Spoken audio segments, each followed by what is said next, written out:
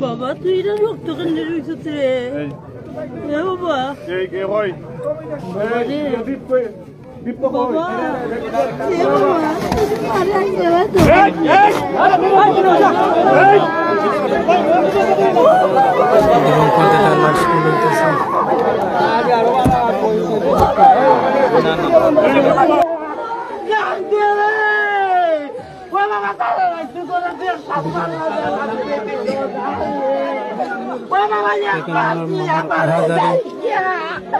আসলে মারণের মতো কিছু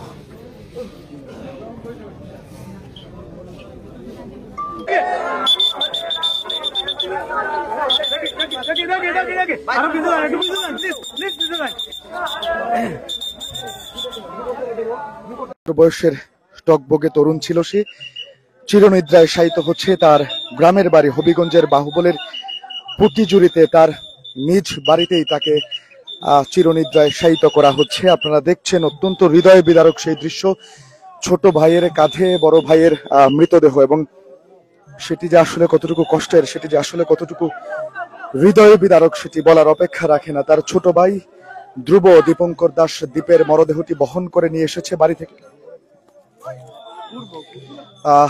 দাহ করা হবে এবং এই দাহের জায়গাটিতে অর্থাৎ শ্মশান ঘাটে তার ঠিক বাড়ির সামনেই নিয়ে এসেছে তার ছোট ভাই, তার বাবা, তার বন্ধুরা, এবং এটি যে কতটুকু হৃদয় বিদারক দৃশ্য সেটি কিন্তু প্রকাশ করেছেন এর মধ্য দিয়ে। এইখানেই কিন্তু দীপঙ্কর দাস দীপ ছিলেন এবং এটিতে করেই আসলে তাকে এই শবদাহ যেখানে করা হচ্ছে অর্থাৎ বিদায় দিচ্ছেন, এবং এটি হচ্ছে শেষ বিদায়।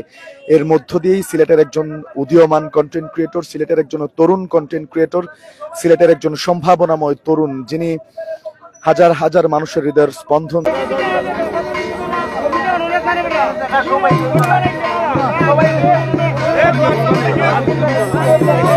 ভিডিও করতেছে